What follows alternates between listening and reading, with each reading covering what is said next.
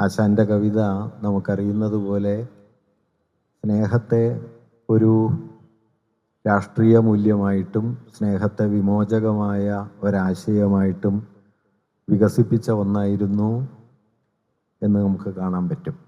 വീണപ്പൂ എന്ന കവിതയിൽ തന്നെ ആശാൻ സാഹോദര്യം എന്ന ആശയത്തെക്കുറിച്ച് പറയുന്നുണ്ട്. ഒന്നല്ലി നാമ ഈ സഹോദരരല്ലി പൂവേ, ഒന്നല്ലി കൈഹ രചിച്ചതു നമ്മയെല്ലാം എന്ന ആശാൻ അവിടെ വെച്ച് എഴുതുന്നുണ്ട്. ഒരേ കൈയാണല്ലോ നമ്മെ ചമച്ചത് എന്ന ഒരു അതിഭൗതികമെന്ന് വിളിക്കാവുന്ന ഒരാശയത്തെ മുൻനിർത്തി അതിൽ നിന്ന് സാഹോദര്യമെന്ന ആശയത്തിലേക്ക് സഞ്ചരിക്കുകയാണ് ആശാൻ ആ കവിതയിൽ ചെയ്യുന്നത്. ഈ സാഹോദര്യമെന്ന ആശയം പിന്നീട് അദ്ദേഹത്തിൻ്റെ കവിതകളിൽ പല നിലകളിൽ വികസിക്കുകയും സ്നേഹവും സാഹോദര്യവും കൂടിക്കലരുന്ന ഒരു അനുഭവ മൂല്യത്തെ ആശാൻ്റെ കവിത പ്രകാശിപ്പിക്കുകയും ചെയ്യുന്നുണ്ട്. ചണ്ഡാലഭിക്ഷുകിയിലെത്തുമ്പോൾ സ്നേഹത്തെക്കുറിച്ച് പറഞ്ഞ് ആ സ്നേഹം സാമൂഹികമായ അസമത്വങ്ങൾക്ക് ഉള്ള ഒരു മറുപടിയാണ്. സാമൂഹികമായ അസമത്വങ്ങളെ മറികടക്കുന്നതിനുള്ള ഒരു ഭാവശക്തിയാണ് സ്നേഹം എന്ന ഒരാശയം ആശാൻ മുമ്പോട്ട് വയ്ക്കുന്നത് കാണാൻ പറ്റും. നളിനിയിലും ലീലയിലുമൊക്കെ ആശാൻ്റെ കവിതയിൽ താരതമ്യേന പരോക്ഷമായി നിലനിന്നിരുന്ന ഈ ആശയം ചണ്ഡാലഭിക്ഷയിലെത്തുമ്പോഴേക്കും അതിപ്രധാനമായി തീരുകയും സ്നേഹത്തെ അദ്ദേഹം വലിയൊരു രാഷ്ട്രീയ മൂല്യമായി വികസിപ്പിക്കുന്ന വഴി സ്വീകരിക്കുകയും ചെയ്യുന്നുണ്ട്. ആശാൻ്റെ ഏറ്റവും പ്രസിദ്ധമായ സ്നേഹ ദർശനം ചണ്ഡാലഭിക്ഷയിൽ ബുദ്ധൻ നൽകുന്ന ഉപദേശത്തിലുണ്ട്. സ്നേഹത്തിൽ നിന്നുദിക്കുന്നു ലോകം, സ്നേഹത്താൽ വൃദ്ധി നേടുന്നു, സ്നേഹം താൻ ശക്തി ജഗത്തിൽ സ്വയം, സ്നേഹം താൻ ആനന്ദമാർക്കും, സ്നേഹം താൻ ജീവിതം ശ്രീമൻ, സ്നേഹവ്യാഹതി തന്നെ മരണം, സ്നേഹം നരകത്തിൻ ദ്വീപിൽ സ്വർഗഗേഹം പണിയും പടുത്വം എന്നിങ്ങനെ പല നിലകളിൽ സ്നേഹത്തിൻ്റെ മഹിമയെ, അത് സ്വർഗം തീർക്കുന്നൊരു ശക്തിയാണ്, സ്നേഹവ്യാഹതിയാണ് മരണം, സ്നേഹമാണ് ജീവിതം എന്നിങ്ങനെ പല നിലകളിൽ സ്നേഹം എന്ന ആശയത്തെ വിശദീകരിച്ചതിന് ശേഷമാണ് ആശാൻ ഈ സ്നേഹത്തിൻ്റെ ഈ മൂല്യം നിങ്ങൾക്ക് എവിടെ കാണാം എന്ന നിലയിൽ ഒരു വാക്യം പറയുന്നത്. അമ്മതൻ നെഞ്ഞു ഞരമ്പിൽ തങ്ങി ചെമ്മേ ചെഞ്ചോരയെ തന്നെ അമ്മിഞ്ഞത്തൂവമൃതാക്കും മൈത്രി നമ്മോടതോതുന്നു രാജൻ എന്ന് പറയും. അങ്ങനെ സ്നേഹം എന്ന ആശയത്തെ അതിൻ്റെ പ്രാഥമിക അർത്ഥത്തിൽ നിന്ന് പുറത്തു കൊണ്ടുവന്ന് അതിനെ നരകത്തിൽ സ്വർഗഗൃഹം പണിയുന്ന ശക്തിയാക്കിയിട്ടും ജീവിതം തന്നെയാക്കിയിട്ടും ജീവിതത്തിൻ്റെ പരമാർത്ഥമാക്കി മാറ്റിയിട്ടും ഈ സ്നേഹത്തെ ആ സ്നേഹത്തിൻ്റെ ആധാരമൂലം എന്ന നിലയിൽ സ്നേഹത്തെ മൈത്രിയിലേക്ക് ഘടിപ്പിക്കുകയുമാണ് അദ്ദേഹം ചെയ്യുന്നത്. ഇത് വളരെ പ്രധാനപ്പെട്ട ഒരാശയമാണ് എന്നുകൂടി ഞാൻ കരുതുന്നു. കാരണം അമ്മ തൻ നെഞ്ഞു ഞരമ്പിൽ തങ്ങി ചെമ്മേ ചെഞ്ചോരയെ തന്നെ അമ്മിഞ്ഞത്തൂ അമൃതാക്കും മൈത്രി എന്ന് മൈത്രിയെ വിശദീകരിച്ചിട്ടാണ് ആ മൈത്രിയാണ് സ്നേഹത്തിൻ്റെ മഹിമയെക്കുറിച്ച് നമ്മോട് പറയുന്നത് എന്നാണ് ആശാൻ അവിടെ എഴുതുന്നത്. ആശാൻ ഇത് എഴുതുന്ന കാലത്തൊരു പക്ഷേ പാശ്ചാത്യ ആധുനികത ജന്മം നൽകിയ മനുഷ്യ സങ്കല്പത്തെക്കുറിച്ചുള്ള വിമർശനങ്ങളും അതേക്കുറിച്ചുള്ള ദാർശനിക വിചാരങ്ങളും അത്ര കാര്യമായി ഉയർന്നു വന്നിട്ടില്ല. ഒറ്റതിരിഞ്ഞ തോതിൽ പാശ്ചാത്യ ആധുനികതയുടെ മനുഷ്യ സങ്കല്പത്തെക്കുറിച്ചുള്ള ആലോചനകളുണ്ടെങ്കിലും അത് പ്രബലമായി തീരാൻ പിന്നെയും പതിറ്റാണ്ടുകൾ എടുക്കേണ്ടതുണ്ടായിരുന്നു. ആശാൻ ഇത് എഴുതിയതിന് ശേഷമാണ് ഗാന്ധിജി തൻ്റെ പ്രസിദ്ധമായ ആലോചനകളിൽ എന്തുകൊണ്ട് പാശ്ചാത്യ നാഗരികത ഒരടിസ്ഥാന മൂല്യമല്ല എന്ന് പറയുന്നത്. ഗാന്ധിജി അതിന് പറഞ്ഞ ഒരു കാര്യം, മനുഷ്യരിൽ സ്വാർത്ഥത്തിൻ്റെയും മനുഷ്യരിൽ പരിത്യാഗത്തിൻ്റെയും മൂല്യങ്ങൾ ഒരുപോലെയുണ്ട് എന്നിരിക്കെ പരിത്യാഗത്തിൻ്റെ മൂല്യത്തെ കൈയൊഴിഞ്ഞ് സ്വാർത്ഥത്തിൻ്റെ മൂല്യത്തെ മാനുഷികതയുടെ അടിസ്ഥാന സ്വഭാവമായി കണ്ടുകൊണ്ടാണ് പാശ്ചാത്യ നാഗരികത അതിൻ്റെ ജീവിത സങ്കല്പം കെട്ടിപ്പടുത്തത് എന്നാണ്. അതാണ് 18-19 നൂറ്റാണ്ടുകളിലായിട്ട് വികസിച്ചു വന്ന യൂറോപ്പിൻ്റെ ഭരണകൂട സങ്കല്പത്തിൻ്റെ ആധാരമായി തീർന്നത്. എല്ലാ മനുഷ്യരും സ്വാർത്ഥപ്രചോദിതമായിട്ടാണ് ജീവിക്കുന്നതെന്നും ഓരോരുത്തരും താന്താങ്ങളുടെ സ്വാർത്ഥത്തിൽ ആണ്ടുമുഴുകുന്നതുകൊണ്ട് എല്ലാവരും എല്ലാവർക്കും എതിരായി തീരുന്ന ഒരു ജീവിത വ്യവസ്ഥയായിട്ട് അത് മാറുമെന്നും അതുകൊണ്ട് അത്തരത്തിലുള്ള ഒരു അരാജകത്വത്തിൽ നിന്ന് മനുഷ്യരെ മോചിപ്പിക്കാൻ നമുക്ക് മുകളിലുള്ള ഒരു അതീത ശക്തിയായി നമ്മെ നിയന്ത്രിക്കുന്ന, നമ്മുടെ സ്വാതന്ത്ര്യത്തെ ക്രമപ്പെടുത്തുന്ന, സാമൂഹികമായ വൈരുദ്ധ്യങ്ങളെ, സംഘർഷങ്ങളെ ക്രമപ്പെടുത്താൻ പോകുന്ന ഒരു ഉപരിശക്തിയായി ഭരണകൂടത്തെ പ്രതിഷ്ഠിക്കുകയും ഈ ഭരണകൂടത്തിന് കീഴിൽ നാം നമ്മുടെ ജീവിതത്തെ ക്രമപ്പെടുത്തി ജീവിക്കുകയും വേണം എന്ന് തോമസ് ഹോബ്സ് നിർദ്ദേശിക്കുകയും റൂൾ ഓഫ് ദി ലോ, നിയമവാഴ്ച എന്ന തത്വമായി അത് മാറിത്തീരുകയും ചെയ്തു. ഇന്നും തുടരുന്നൊരാശയാണത്. നമുക്കെല്ലാം നമ്മുടെ വ്യക്തിപരമായ സ്വാതന്ത്ര്യത്തിൻ്റെ അതിർത്തികൾ ഭരണകൂടം നിശ്ചയിച്ചു തരികയും ഈ ഭരണകൂട യുക്തിക്ക് കീഴിൽ, നിർദ്ദേശങ്ങൾക്ക് കീഴിൽ നാം സ്വയം ക്രമപ്പെട്ട് ജീവിക്കുകയും വേണം എന്നത്. അതുകൊണ്ട് ഓൾ അഗെയിൻസ്റ്റ് ഓൾ, എല്ലാവരും എല്ലാവർക്കും എതിരെ എന്ന ഒരു കാട്ടുനീതി മനുഷ്യരിൽ സഹജമായി പ്രവർത്തിക്കാൻ സാധ്യതയുണ്ട് എന്നതായിരുന്നു ഈ ഭരണകൂട യുക്തിയുടെ, ആധുനിക ഭരണകൂട യുക്തിയുടെ അടിസ്ഥാനം. ഗാന്ധിജി ഇതിനോട് വിയോജിച്ച അടിസ്ഥാന തലം എന്തായിരുന്നു എന്ന് വെച്ചാൽ, മനുഷ്യരിൽ സ്വാർത്ഥം ഉണ്ട് എന്നത് ശരിയായിരിക്കെ തന്നെ ആ സ്വാർത്ഥത്തെ പോലെ മനുഷ്യരിൽ പരിത്യാഗശേഷിയും ഉണ്ട്. ആ പരിത്യാഗശേഷി എല്ലാ മനുഷ്യരിലും ഏറിയും കുറഞ്ഞുമുണ്ട്. ആ പരിത്യാഗശേഷിയാണ് വാസ്തവത്തിൽ മനുഷ്യവംശത്തെ മുമ്പോട്ട് കൊണ്ടുപോയത്. ആ പരിത്യാഗശേഷിയുടെ ഏറ്റവും മികവുറ്റ ആവിഷ്കാരമായി ഗാന്ധിജി മുമ്പോട്ട് വെച്ചത്, ചൂണ്ടിക്കാണിച്ചത് 2 മൂല്യങ്ങളെയാണ്. ഒന്ന് സ്നേഹത്തെയാണ്, മറ്റൊന്ന് വാത്സല്യത്തെയാണ്. സ്നേഹത്തിലും വാത്സല്യത്തിലും മനുഷ്യർ ത്യജിക്കുകയാണ് ചെയ്യുന്നത്. തങ്ങളല്ലാത്തതിനു വേണ്ടി തങ്ങളെ ഉപേക്ഷിക്കാനുള്ള സന്നദ്ധതയിലാണ് സ്നേഹവും വാത്സല്യവും കുടികൊള്ളുന്നത്. ഗാന്ധിജി ഇത് പറയുന്ന സമയത്ത് ഗാന്ധിജി ആശാനെ വായിച്ചിട്ടില്ല. പക്ഷെ ആശാൻ ഈ ആശയം 1922 തൻ്റെ കവിതയിൽ സന്നിവേശിപ്പിക്കുന്നുണ്ട്. മനുഷ്യരിൽ ത്യജിക്കാനുള്ള ശേഷിയുണ്ട്. ആ ത്യജിക്കാനുള്ള ശേഷിയുടെ ഏറ്റവും അനുഭവമൂല്യം നിറഞ്ഞൊരാവിഷ്കാരമാണ് വാത്സല്യം എന്ന് ആശാൻ എഴുതുകയുണ്ടായി. ആ വാത്സല്യത്തിൻ്റെയും പ്രഭവമായി നിൽക്കുന്നത് മൈത്രി എന്ന മൂല്യമാണ് എന്നും പറയുകയുണ്ടായി. അതുകൊണ്ടാണ് അമ്മതൻ നെഞ്ഞു ഞരമ്പിൽ തങ്ങി ചെമ്മേ ചെഞ്ചോരയെ തന്നെ അമ്മിഞ്ഞ തൂവമൃതാക്കും മൈത്രി എന്ന് ആശാൻ എഴുതിയത്. ഈ ഒരാശയം ഞാനിത് പറഞ്ഞു വരുന്നത് അതുകൊണ്ട് മൈത്രി എന്നത് വാസ്തവത്തിൽ അതിൻ്റെ ആദ്യാർത്ഥത്തിലുള്ള കേവലമായ മിത്രഭാവം എന്നർത്ഥത്തിലോ അല്ലെങ്കിൽ പിന്നീട് ബുദ്ധമതത്തിൽ വന്ന ലവിങ് കൈൻഡ്നെസ്, സ്നേഹപൂർണമായ കാരുണ്യം എന്നർത്ഥത്തിലോ മാത്രമല്ല, അതിനെ അതിവർത്തിച്ചു പോകുന്ന പുതിയൊരു രാഷ്ട്രീയ നൈതിക മൂല്യമായി മൈത്രിയെ നമ്മുടെ രാഷ്ട്രീയ വിചാരത്തിൻ്റെ മണ്ഡലത്തിലേക്ക് കൊണ്ടുവരികയും ഒരുപക്ഷെ വരാനിരിക്കുന്ന ഒരു ഫാഷിസ്റ്റ് രാഷ്ട്രീയത്തിനെതിരായ ഫലപ്രദമായൊരു പ്രതിരോധ യുക്തിയായി അതിനെ അവതരിപ്പിക്കുകയുമാണ് 20-ാം നൂറ്റാണ്ടിൻ്റെ മധ്യഘട്ടത്തിൽ ഡോക്ടർ BR അംബേദ്കർ ചെയ്യുന്നത്. ഈ മൈത്രി എന്ന ആശയം എല്ലായിടത്തും ഒരേ അളവിലല്ല നിലകൊണ്ടിട്ടുള്ളത് എന്ന് നമുക്ക് നോക്കിയാൽ കാണാൻ കഴിയും. അത് ബുദ്ധനും മുമ്പേ രൂപപ്പെട്ടൊരാശയമാണ്. ബുദ്ധമതത്തിലാണ് മൈത്രി ബ്രഹ്മവിഹാരങ്ങളിൽ പ്രധാനപ്പെട്ട ഒന്നായി. മൈത്രി, കരുണ, മുദിതം, ഉപേക്ഷ എന്നിങ്ങനെ പരമമായ മൂല്യങ്ങൾ, ഒരു അന്തിമ മൂല്യങ്ങൾ എന്ന നിലയിൽ ബുദ്ധമതം മുമ്പോട്ട് വെച്ച മൂല്യങ്ങളിൽ ഒന്നായിരുന്നു മൈത്രി എന്നത്. അതിനു മുമ്പ് തന്നെ പ്രാചീന ഉപനിഷത്തുകളിൽ ചാന്തോഗ്യത്തിലായാലും ഈശാവാസ്യത്തിലായാലും അഥർവ വേദത്തിലായാലും ഒക്കെ ഈ വാക്ക് സൂചനാരൂപത്തിൽ വരുന്നുണ്ട്. ചാന്തോഗ്യോപനിഷത്തിൽ മൈത്രി എന്ന വാക്ക് തന്നെയുണ്ട്. ഈശാവാസ്യത്തിലാകട്ടെ ആ വാക്കില്ലെങ്കിലും ആ ആശയം വരുന്നുണ്ട്.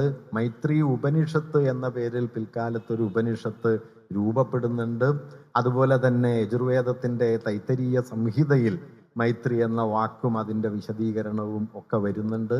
ശതപഥ ബ്രാഹ്മണത്തിൽ ഈ ആശയം വരുന്നുണ്ട്. അങ്ങനെ ക്രിസ്തുവർഷാരംഭത്തിനും ഏതാണ്ട് 1000 കൊല്ലം മുമ്പ് തന്നെ, പ്രാചീന ഉപനിഷത്തുകളുടെ കാലം ഏതാണ്ട് ആ പരിസരത്താണ് എന്ന് പൊതുവെ കരുതുന്നു. ബുദ്ധനും അല്പം മുമ്പായിട്ടൊക്കെ ഈ ആശയങ്ങൾ രൂപപ്പെട്ടു തുടങ്ങുന്നു. അങ്ങനെ BC 1000 തൊട്ട് താഴെയുള്ള നൂറ്റാണ്ടുകളിൽ തന്നെ മൈത്രി എന്ന സങ്കല്പം നമ്മുടെ ഇന്ത്യൻ ചിന്തയുടെ പല ഇടങ്ങളിലായി പ്രത്യക്ഷപ്പെടുന്നുണ്ട്. പക്ഷേ ആ ആശയങ്ങളിലേക്ക് ആകെ നോക്കിയിട്ട് അതേക്കുറിച്ച് പഠിച്ച ആളുകൾ സൂചിപ്പിക്കുന്ന ഒരു കാര്യം, മിത്രശബ്ദത്തിൽ നിന്ന് ഉരുത്തിരിഞ്ഞു വരുന്നത് എന്ന നിലയിൽ മൈത്രിക്ക് പ്രാഥമികമായൊരു സൗഹൃദം എന്ന അർത്ഥമൂല്യമേ അതിൽ ഉണ്ടായിട്ടുള്ളൂ എന്ന കാര്യമാണ്. ഈ പ്രാഥമികമായ സൗഹൃദാർത്ഥത്തിൽ നിന്ന്, അതിൻ്റെ ചെറുതും വലുതുമായ ആ ഛായകളിൽ നിന്ന് ആ പദത്തെ പുറത്തു കൊണ്ടുവരികയും ഒരുപക്ഷെ അതിന് വളരെ വ്യത്യസ്തമായ മറ്റൊരു മൂല്യത്തിലേക്ക് അതിനെ വിക്ഷേപിക്കുകയും ചെയ്യുന്നത് ബൗദ്ധ പാരമ്പര്യത്തിൻ്റെ രംഗപ്രവേശത്തോടെയാണ്. ഒരർത്ഥത്തിൽ ബ്രാഹ്മണ ചിന്തയ്ക്കുള്ളിലുണ്ടായ ഒരു വഴിത്തിരിവായി മൈത്രി സങ്കല്പത്തിൻ്റെ വരവിനെ ചിലരെങ്കിലും കാണുന്നുണ്ട്. അവർ അതിനെ വിശേഷിപ്പിക്കുന്നത് ഫ്രം റിച്വൽസ് ടു വെർച്യു എന്നതിലേക്ക് ബ്രാഹ്മണിക്കായ ഒരു ജീവിത മൂല്യത്തിൻ്റെ പരിവർത്തനം, ആചാരബദ്ധമായ, അനുഷ്ഠാനബദ്ധമായ, ക്രിയാനിഷ്ഠമായ ഒരു പാരമ്പര്യത്തിന് പകരം മൂല്യബദ്ധമായ ഒന്ന് എന്നതിലേക്ക് ബ്രാഹ്മണിസത്തിന് തന്നെ പരിണമിക്കാനുള്ള ഒരുപക്ഷെ ബൗദ്ധ പാരമ്പര്യത്തിൻ്റെ സമ്മർദ്ദത്താൽ അത് ആഭ്യന്തരമായി പരിണാമ വിധേയമാകുന്ന ഒരു ഘട്ടത്തെ കൂടി ഈ മൈത്രി സങ്കല്പത്തിൻ്റെ ഉൾച്ചേരൽ സൂചിപ്പിക്കുന്നുണ്ടാവാം എന്നാണ് അതേക്കുറിച്ച് പഠിച്ചിട്ടുള്ള ആളുകൾ സൂചിപ്പിക്കുന്ന ഒരു കാര്യം. ഇപ്പോൾ ബുദ്ധമതത്തിലെ മൈത്രീഭാവത്തിൻ്റെ ഒരുപക്ഷെ ഏറ്റവും പ്രധാനപ്പെട്ട ചരിത്രപരമായ ആവിഷ്കാരങ്ങളിലൊന്നായി പലരും അശോകനെ ചൂണ്ടിക്കാണിക്കുന്നുണ്ട്. അശോകനിലേക്ക് കടന്നു വന്ന ഈ ഭാവമാണ് അദ്ദേഹത്തിൻ്റെ പിൽക്കാലത്തെ സാമ്രാജ്യ സങ്കല്പങ്ങളിലും ഭരണയുക്തിയിലുമൊക്കെ പ്രവർത്തിച്ചത് എന്ന് കരുതുന്നുണ്ട്. റോമില ഥാപ്പറും വെൻഡി ഡോണിഗറും അടക്കമുള്ള പ്രാചീന ഇന്ത്യയുടെ പഠിതാക്കൾ സൂചിപ്പിക്കുന്ന ഒരു കാര്യം, ഈ അശോകന്റെ നിഴൽ വീണാണ് ധർമ്മപുത്രർ എന്ന സങ്കല്പം വികസിച്ചു വന്നത് എന്നാണ്. ചിലർ കരുതുന്നത് ധമ്മപുത്ര എന്ന സങ്കല്പം തന്നെയാണ് ധർമ്മപുത്രരായി തീർന്നത്. കാരണം അശോകൻ അധികാരം വെടിഞ്ഞ്, അല്ലെങ്കിൽ അതിൻ്റെ പ്രതാപങ്ങൾ വെടിഞ്ഞ് ധർമ്മത്തെ പ്രധാനമായി കാണുന്ന ഒരു മൂല്യവ്യവസ്ഥ BC അവസാന നൂറ്റാണ്ടുകളിൽ ഇന്ത്യയിൽ വികസിച്ചു വന്ന സമയത്ത് ആ മൂല്യവ്യവസ്ഥയെ സ്വാംശീകരിക്കുന്ന ഒരു ഇതിഹാസ പാരമ്പര്യത്തിനുള്ളിലാണ് ധർമ്മപുത്രർ എന്ന സങ്കല്പം വേരുപിടിച്ചു വന്നത് എന്ന് റോമില ഥാപ്പർ വളരെ മുമ്പേ സൂചിപ്പിക്കുന്നുണ്ട്. വെൻഡി ഡോണിഗർ സമീപകാലത്തുള്ള അവരുടെ പഠനങ്ങളിൽ ചൂണ്ടിക്കാണിക്കുകയും ചെയ്യുന്നുണ്ട്. ഞാൻ പറഞ്ഞു വന്നത്, ഇങ്ങനെ ബുദ്ധമതവും ബ്രാഹ്മണ മതവും തമ്മിലുള്ള ഒരു വിനിയോഗത്തിൻ്റെ സവിശേഷമായ കൂടിക്കലരലിൻ്റെ സന്ദർഭത്തിൽ ഒരുപക്ഷെ ആചാരബദ്ധമായ ഒരു മതം എന്നതിൽ നിന്ന്, അംബേദ്കർ പിൽക്കാലത്ത് അതിനെ religion of laws and religion of principles എന്ന് പറയുന്നുണ്ട്. നിയമങ്ങളുടെ മതമെന്നും മൂല്യങ്ങളുടെ മതമെന്നും അദ്ദേഹം പറയുന്നുണ്ട്. ഈ മൂല്യങ്ങളുടെ മതത്തിലേക്ക് ഒരുപക്ഷെ ബ്രാഹ്മണ മതം പരിണമിക്കുന്നതിൻ്റെ ഒരു സമ്മർദ്ദമായി ബുദ്ധമതവും അതിലെ മൈത്രീഭാവവും ഉയർന്നു വന്നിട്ടുണ്ടാകാം എന്നും ഈ കാര്യത്തെക്കുറിച്ച് ആലോചിച്ചവർ ചൂണ്ടിക്കാണിക്കുന്ന ഒരു സംഗതിയാണ്. ബുദ്ധമതത്തിലെത്തുമ്പോൾ മൈത്രി സങ്കല്പം വളരെ വ്യത്യസ്തമായ മറ്റൊന്നായി തീർന്നു. അത് കേവലമായ ഒരു മിത്രഭാവമല്ല, അത് കേവലമായ ഒരു കരുണയും അല്ല, അതിനപ്പുറത്തേക്കാണ്. ഒരുപക്ഷെ ബുദ്ധൻ്റെ മൈത്രി സങ്കല്പത്തെ വിശദീകരിക്കാൻ പ്രധാനപ്പെട്ട ഒരു കഥാസന്ദർഭം, അതിലെ ഒരു ഭാഗം ഞാനിവിടെ വായിക്കാമെന്ന് കരുതുന്നു. During A stay at Shravasti, the Buddha asked bhikshus, suppose a man is preparing to dig the earth, does the earth resent him? No, the bhikshus replied. Suppose a man wishes to paint pictures in the air using color, will he be able to do it? No, he can't. Why not? Because the air has no dark patches. Suppose a man tries to set the Ganges on fire with a strip of burning fern, will he succeed? No. Why not? Because the water in the Ganges is not inflammable. Just as the earth is not resentful, just as the air does not lend itself to any action against it, just as the river Ganges keeping flowing without letting the fire disturb it, Bhikshus, like yourself, must bear the insults and injustices done to you without letting them affect your maitri towards the offenders. It is your sacred obligation to keep your mind as firm as earth, as clean as the air, and as deep as the Ganges. No action will then be able to disturb your maitri. Those who hurt you will then soon become tired. Let your maitri be boundless and your thought vast and beyond feeling any hatred. According to my dharma, practicing dharma karuna is not enough. It is essential to practice maitri alongside.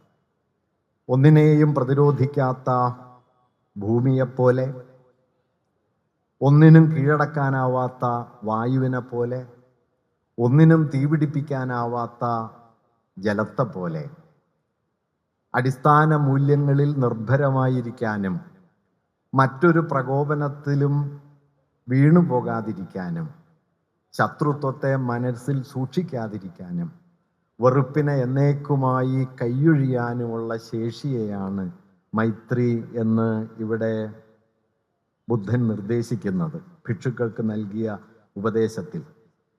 അതായത് മൈത്രി എന്നത് ബുദ്ധനെ സംബന്ധിച്ചെത്തുമ്പോൾ അതൊരു വ്യക്തി മറ്റൊരാളോട് പുലർത്തുന്ന മിത്രഭാവം എന്നതിനപ്പുറം മനുഷ്യപ്രകൃതിയുടെ സഹജഭാവമായി തീരണം.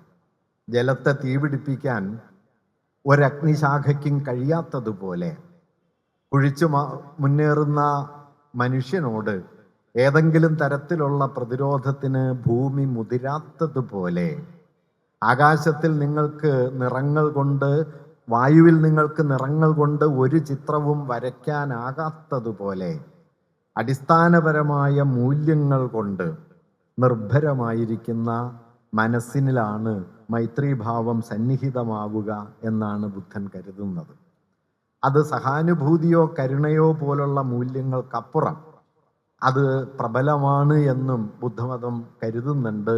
അത് വെറുപ്പിനും പകയ്ക്കും അപ്പുറത്തേക്ക് പോവുകയും ജീവിതോത്സാഹത്തെ ഉയർത്തിപ്പിടിക്കുകയും ചെയ്യുന്ന ഒന്നായി അത് മാറുകയും ചെയ്യുന്നു. ഒരുപക്ഷെ ബുദ്ധമതം മുമ്പോട്ട് വെച്ച പ്രധാനപ്പെട്ട ഒരു കാര്യം പോളമിക്കലായ താർക്കികമായ ശത്രുതാഭാവത്തിനപ്പുറത്തേക്ക് മനുഷ്യരെ കൊണ്ടുപോകാനും ഒരുപക്ഷെ തനിക്ക് നേരെ അലയലയായി വരുന്ന വെറുപ്പിൻ്റെ, വിദ്വേഷത്തിൻ്റെ അലമാലകളിൽ സ്വയം പെട്ടുപോകാതെ ആ അലമാലകളോടും സ്നേഹപൂർവം സഹഭാവപൂർവം വിനിമയത്തിൽ ഏർപ്പെടാനുമുള്ള ആന്തരികമായ ശേഷിയായി ജലത്തിൻ്റെ പ്രവാഹശേഷി പോലെ, വായുവിൻ്റെ അപ്രതിരോധ്യത പോലെ, ഭൂമിയുടെ സഹനശേഷി പോലെ മനുഷ്യരിൽ സഹജമായ മൂല്യമായി മൈത്രി പ്രവർത്തിക്കേണ്ടതുണ്ട് എന്നാണ് ബുദ്ധമതം മുമ്പോട്ട് വെച്ച ഒരാശയം. അത് ഔപനിഷദികമായ മിത്രഭാവം എന്നതിൽ നിന്ന് ഒരു നിലയ്ക്ക് സാമൂഹികമായ ഒരു ജീവിത മൂല്യമായി തീരുന്നു എന്നതാണ് ഇവിടെ പ്രധാനപ്പെട്ട കാര്യം. അതായത് നമുക്ക് നേരെ ഉയർന്നു വരുന്ന, കാരണം ഞാൻ നിങ്ങളെ കാണുന്നു, നിങ്ങൾ എന്നെ കാണുന്നു, പക്ഷെ ഞാൻ കാണുന്ന നിങ്ങൾ വെറും നിങ്ങളല്ല, എന്നെ കാണുന്ന നിങ്ങളെയാണ് ഞാൻ കാണുന്നത്.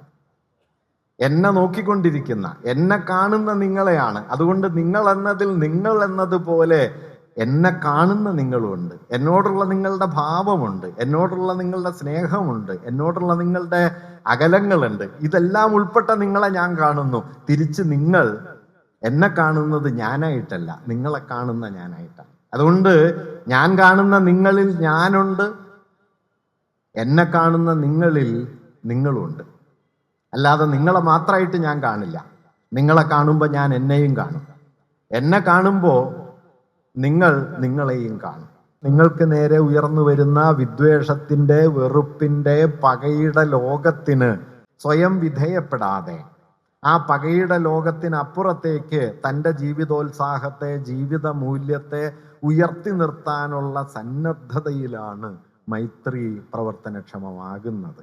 ഇത് വളരെ പ്രധാനപ്പെട്ട കാര്യമാണ്. കാരണം ബ്രാഹ്മണ്യം അതിൻ്റെ അടിസ്ഥാന യുക്തിയായി ഉയർത്തിക്കൊണ്ടുവന്നത് താർക്കികതയും, ആ താർക്കികതയിലൂടെ ശത്രു എന്ന് കരുതുന്ന, എതിരാളി എന്ന് കരുതുന്ന ഒന്നിനെ കീഴ്പ്പെടുത്താനുള്ള നിരന്തരമായ അഭ്യസനവുമാണ്.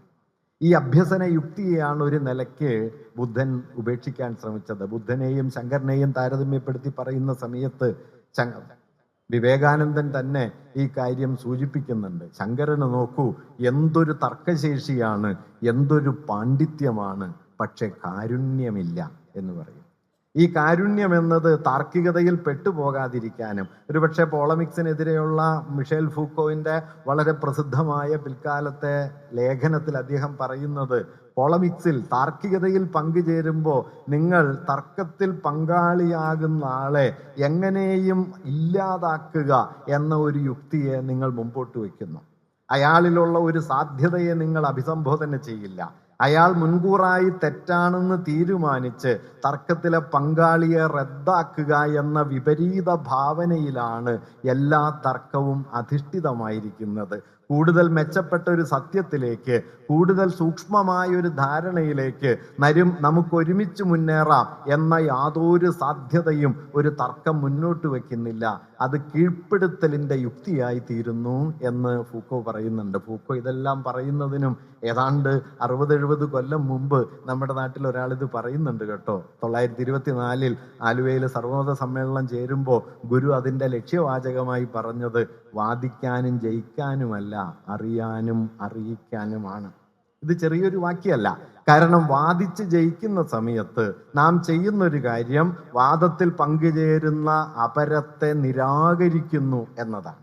അപരത്തിൻ്റെ നിരാകരണത്തിലൂടെയല്ലാതെ വാദിച്ച് ജയിക്കാൻ കഴിയില്ല. മറിച്ച് അറിയലും അറിയിക്കലും അപരവുമായുള്ള വിനിമയമാണ്. അപരത്തെ ഉൾക്കൊണ്ടേ നിങ്ങൾക്കറിയാൻ പറ്റും. അപരത്തിലേക്ക് കടന്നു നിന്നിട്ടേ അറിയിക്കാൻ കഴിയൂ. അതുകൊണ്ട് അപരനിരാസത്തിൻ്റെ യുക്തിയിലല്ല, അപരവുമായുള്ള പലതലത്തിലുള്ള വിനിമയങ്ങളുടെ യുക്തിയിലാണ് അറിയലും അറിയിക്കലും. അതുകൊണ്ട് ഈ ലക്ഷ്യവാചകം 1924 എഴുതപ്പെട്ട ഈ ലക്ഷ്യവാചകം അടിസ്ഥാനപരമായി ബ്രാഹ്മണ്യം സഹസ്രാബ്ദങ്ങൾ കൊണ്ട് ഇന്ത്യയിൽ വികസിപ്പിച്ചെടുത്ത താർക്കികതയുടെ, അപരവിദ്വേഷത്തിൻ്റെ ഒരു ലോജിക്കിനെ, അതിൻ്റെ ജ്ഞാനശാസ്ത്രപരമായ അടിസ്ഥാനത്തെ തന്നെ തിരുത്താനുള്ള ഒരു ശ്രമമാണ്.